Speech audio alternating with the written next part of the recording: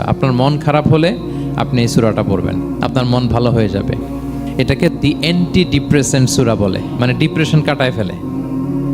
আমাদের এরকম অনেক সময় হয় না যে হতাশ, দেয়ালে পিঠ ঠেকে গেছে, কোনো বের হওয়ার রাস্তা নাই, কই যাব, কোথাও সফলতা নাই, সবাই আমাকে ভুল বুঝতেছে, এরকম মাঝে মাঝে হয় না? আমাদের সবার লাইফে আপস অ্যান্ড ডাউনস আছে। আপনি যখন ভারাক্রান্ত হবেন, কষ্টে থাকবেন, এই সূরাটা পড়বেন, দেখবেন যে আপনার ডিপ্রেশন দূর হয়ে গেছে। তো আল্লাহর হাবিব সাল্লাল্লাহু আলাইহি ওয়াসাল্লাম যখন এরকম ভারাক্রান্ত ছিলেন, চিন্তিত ছিলেন, তখন আল্লাহর হাবিব সাল্লাল্লাহু আলাইহি ওয়াসাল্লামকে চিন্তামুক্ত করবার জন্য আল্লাহ তাআলা এই চমৎকার সূরাটি নাজিল করেছেন।